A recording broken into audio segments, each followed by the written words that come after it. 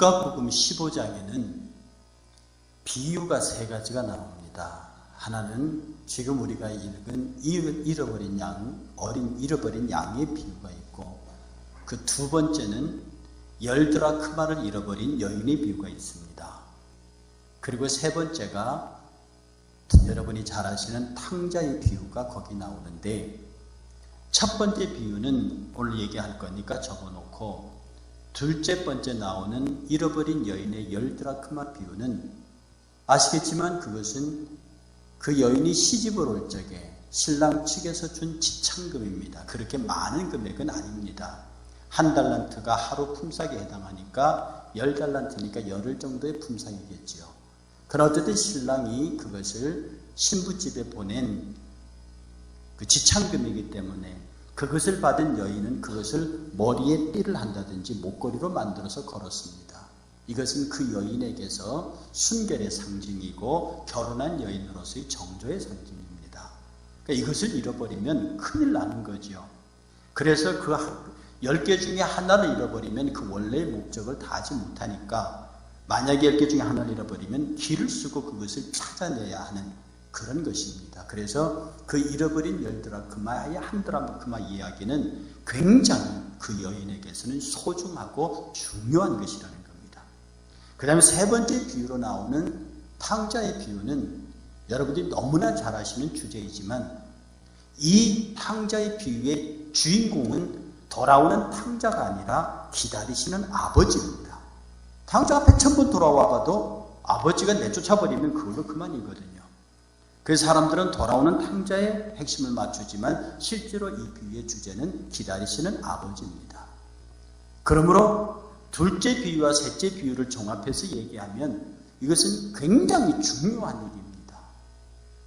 그런데 지금까지 많은 분들이 이 누가복음 15장 첫 부분에 나오는 잃어버린 양의 비유를 그냥 일상교회에 들으면 교회 나온 지 얼마 안 돼가지고 저 뒷자리 적당히 앉아있다가 안 나오는 잃어버린 양 정도로, 말씀 부리다가 교회 안 나오는 그런 잃어버린 양 정도로, 그래서 잃어버린 양 찾기 운동할 적에 이 본문을 쓰고, 교회에 굉장히 중요한 사람들이 다 있는데 그 중에 어느 믿음 약한 사람이 교회 안 나오고 방황하고 있는 것을 빌어서 이 비유를 드는 경우가 많이 있습니다.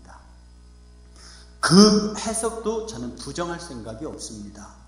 성경 해석이 여러 가지 모양으로 다양하게 할 수 있지만, 저는 이 본문을 놓고 아무리 고민해봐도 도저히 그렇게 해석할 수가 없었습니다. 그리고 어떤 분이 설교 속에서 제가 힌트를 받았고요. 그리고 그것을 가지고 깊이 고민해본 결과는 이렇습니다. 결코 이 비유는 비리비리하고 어린 양, 쓸데없는 양 한 마리 어디 갔다가 교회 안 오고 세상 방황하고 있는 그런 양을 말하는 게 아닙니다. 왜 그러냐면 오늘 본문 4절에 보면 이렇게 말합니다. 너희 중에 어떤 사람이 양 100마리가 있는데, 보통 유대 근동, 고대 근동 지역의 목자들은 300마리 이상을 갖고 있어야 대목장이라고 부릅니다. 그런데 100마리, 20두에서 100두를 갖고 있는 사람은 굉장히 작은 목장이라서 거의 목자 혼자서 그걸 다 케어하는 경우입니다. 그게 작은 목장이지요. 그런데 거기에 어떤 목자가 있었고 이 양 100마리가 있었는데, 그 다음에 말하기를 그 중에 하나를 잃으면, 그 뒷말이 더 중요합니다. 99마리를 들에 두고, 아니 그 한 마리 찾아 나섰는데 99마리를 들에 두면 어쩌라는 겁니까? 그 목자도 혼자밖에 없는데 그 목자가 찾아났으면 그 주변에 눈에 불을 켜고 양을 삼키려고 있는 사자가 있고 늑대가 있을 것인데, 그 위험 속에 99마리를 내버려 두고 이 한 마리를 찾아 나섰다. 99마리를 들에 두고 위험 속에, 맹수와 이리의 위험 속에 두고 그 한 마리를 찾아 나설 수밖에 없는 이유, 10개의 드라크마 가운데 하나를 잃어버린 여인이 그거 하나를 찾을 수밖에 없는 이유, 둘째 아들이 모든 재산을 다 가지고 가버렸는데도 그 아들을 기다리고 있는 아비의 절박함, 그 소중함, 그 급에 맞게 본다고 하면 99마리를 들에 두고 한 마리 양을 찾아 나설 수밖에 없는, 그러면 말을 바꾸면 이 99마리보다 잃어버린 한 마리가 더 소중하다는 뜻입니다. 지난주에 제가 여러분에게 여호와는 나의 목자시니라는 제목으로 설교를 드릴 때 양은 정말 못된 짐승이라고 했습니다. 누가 양을 순하다 그랬습니까? 누가 양을 착하다 그랬습니까? 우리는 다 그릇 행하여 각기 제 길로 갔거늘 여호와께서는 우리 무리의 죄악을 그에게 담당시키셨도다. 그릇 행하여 각기 제 길로 갔대요. 못됐단 말입니다. 양은 굉장히 이기적인 동물이에요. 자기중심적인 동물이고 부안해도 하기를 잘하고, 그리고 자기의 것을 나누어 주기를 싫어하는 굉장히 인색하면서, 눈은 지극히 근실해서 바로 앞에 것만 보고 귀는 단파라서 오직 한내 한 소리만 들을 수 있는, 그러니 목자가 100마리를 데리고 들로 나가야 하는데 이 고집세고 말 안 듣고 지 맘대로 쫓아다니는 이 양을 어떻게 100마리를 한 놈씩 한 놈씩 끌고 들로 나갈 수 있겠느냐 이 말입니다. 그런데 고대 근동 사회에서 목자들이 양을 기르는 방법이 있습니다. 저도 옛날에 영화에서 이런 장면이 본 기억이 있는데요. 수백 마리의 양들이 들에 흩어져서 꼴을 뜯고 있습니다. 그 저녁 한 5시쯤 돼가고 집에 갈 때가 됐어요. 그때 각자 목자들이 호각을 나팔을 꺼내서 불고, 어떤 사람은 뭐라고 소리를 지르고 뭐 라라라라 하는 소리를 지르고, 그러면 일제히 그 양들이 쫙 흩어지면서 자기 목자 앞으로 가는 광경을 봅니다. 몇백 마리가 흩어져 있다가 거의 100마리 단위로 흩어지면서 각자 목자 앞으로 뛰어가는 장면이 있는데, 이것에 관해서 이 들양치는 전문가가 조언하기를 이렇게 했답니다. 자기가 데리고 있는 100마리 양들 가운데 그 중에 똑똑하고 체력이 괜찮고 잘생긴 놈으로 양을 고른대요, 한 마리를. 그래서 이 양을 앞에 놓고 그 목자가 계속 그 양에게 무엇을 훈련시키느냐 하면, 이 목자의 냄새를 계속 왜 그 양이 코가 예민하니까 그 한 마리 양에게 계속 자기 냄새를 주입을 시켜서, 나중에 똑같은 옷을 입은 목자 10명이 쭉 서가지고 그 양 보고 네 주인 찾으라 하면은 그 똑같은 복장에 똑같은 사람이 있는 것 같아도 자기 목자를 찾아간다는 겁니다. 왜? 그 냄새가 익숙해 있으니까. 그리고 이 양이 오직 한 파만 들을 수 있는 단파의 귀를 갖고 있는 귀의 특성 때문에 이 양에게 계속 목자인 내음성을 그 양에게 계속 훈련시키면 양이 소리를 들을 거리에만 가 있다가도 주인이 뭐라고 소리 지르는 소리가 들리면 이게 주인의 음성이다 라고 즉각 주인에게로 뛰어올 수 있도록 구조되어져 있다는 거예요. 그래서 그 양을 열심히 그 양에게 내 냄새를 익숙하게 만들고 그 양의 귀에다가 내 소리를 계속 주입시켜서 내가 부르기만 해도 뛰어오게 만들고, 내가 그때 가기만 해도 내 냄새를 알아듣고 내게 올 수 있도록 그렇게 만든다는 겁니다. 그리고 그 훈련시킨 양을 100마리 무리 속에 집어넣으면 아침에 일어났습니다. 얘들아, 들로 풀 뜯으러 가자. 그러면서 자기가 훈련시킨 그 양을 부릅니다.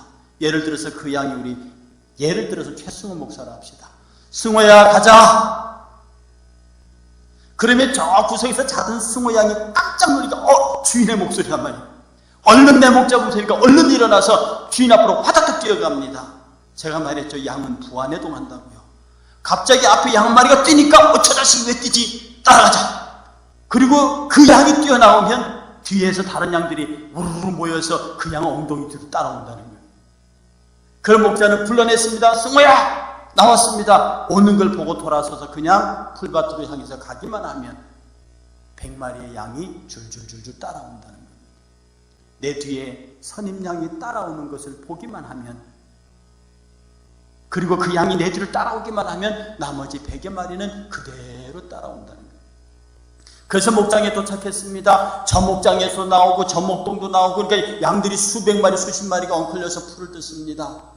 목자들끼리 앉아서 해가 지도록 기다립니다. 그리고 양들이 바깥으로 흩어지지 않도록 쭉 둘러서서 지키고 있습니다. 갈 때가 됐습니다. 5시 됐습니다. 이제 집에 가야겠습니다. 그리고 이렇게 봤더니 승호라는 양이 저기서 풀을 뜯고 있습니다. 그 양을 향해서 승호야! 그러고 불렀어요. 어떤 목자는 나팔을 불렀습니다. 어떤 목자는 여러분이 영화에서 들으셨습니까? 아라라라라! 그러고 부릅니다. 그러면 이 양들이 풀을 뜯다가 갑자기 주인이 승호야! 내 이름 부르거든요. 이게 양을 뜯어 주인 부른다. 그리고 그 주인이 항상 냅다 뜁니다. 그러면 그 양의 친구들이 제가 뛰다 같이 뛰자 따라갑니다. 가보니 목자 앞입니다. 목자가 그 양이 뛰어오는 걸 보고 뒤도 안 돌아보고 걸어가면 그 뒤로 자기 양들 수백 마리가 줄줄줄 따라온다는 겁니다. 여러분, 오늘 이 누가복음 15장에 잃어버렸다는 양이 바로 이 양입니다. 99마리를 들에 둘 수밖에 없는, 목자가 어떻게 해볼 수 없는,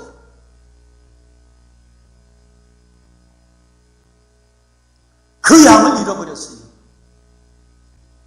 그 양을 찾아서 어깨에 메고 와서 친구들에게 잔치를 베풀었는데 이 양 한 마리 값보다는 훨씬 더 들어갔을 거라고요.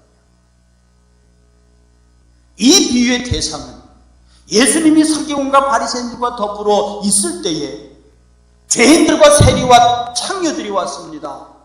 그들이 예수 앞에 모여드니까 서기관과 바리새인들이 향해서 뭐 이런 경우가 다 있냐고 말할 때 예수의 책망이, 야, 바로 너희들이 그렇게 선인 양들이었다. 너희들이 아니었느냐. 너희들이 그렇게 가버렸기 때문에 이 목자 없는 양들처럼 이 죄 많은 사람들이 이를 어찌 죄 있다고 하겠느냐. 이들의 죄가 어찌 그들의 죄겠느냐.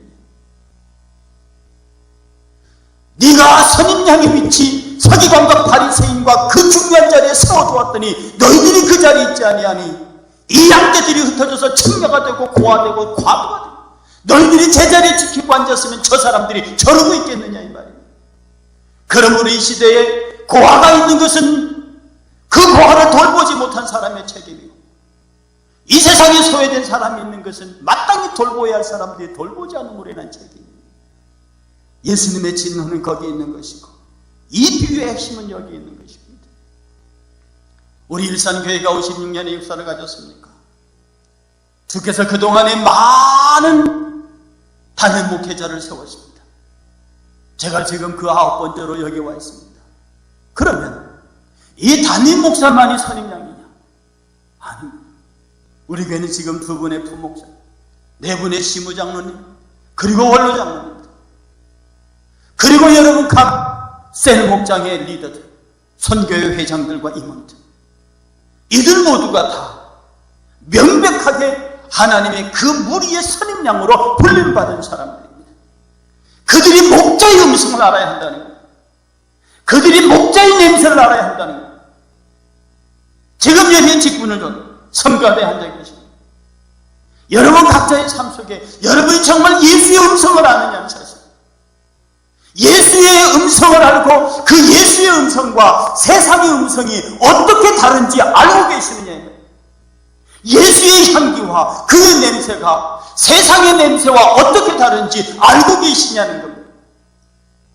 우리가 예수의 냄새에 익숙하지 아니하고 예수의 음성에 익숙하지 않기 때문에 가다가 보니 다른 음성을 따라가고 가다가 보니 다른 냄새를 따라간다는 거예요.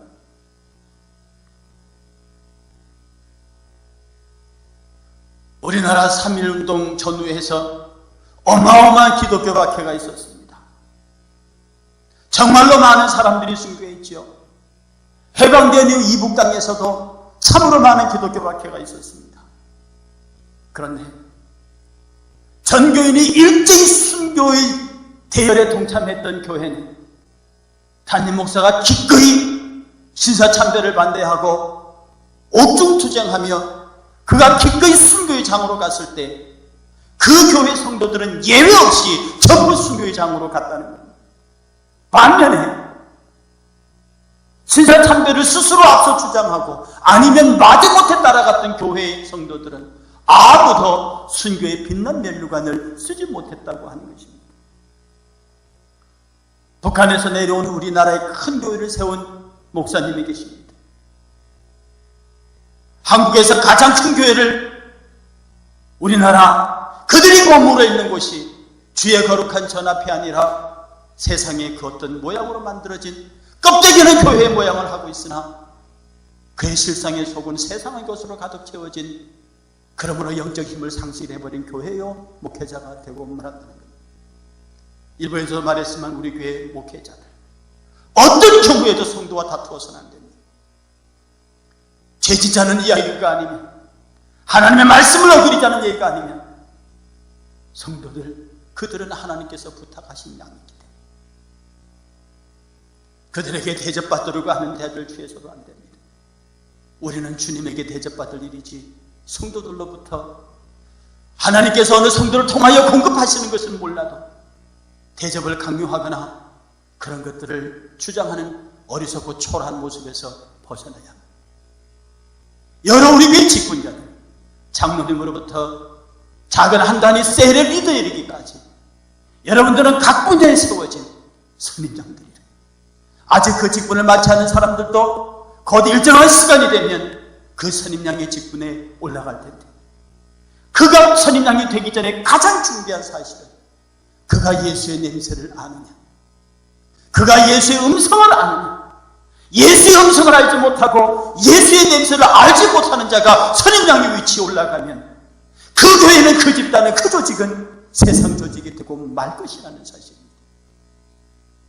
오늘날 우리는 새로 교회를 재편해가면서 1박 2일 동안 비전센터의 2다리 선도팀과 3가족 비전팀이 훈련을 받으면서, 그리고 앞으로 우리 청지기 학교에서 4가지 과정이 열리면서 교육을 받으면서, 그 교회의 가장 핵심은 성경 지식을 넣어드리는 것이 아닙니다.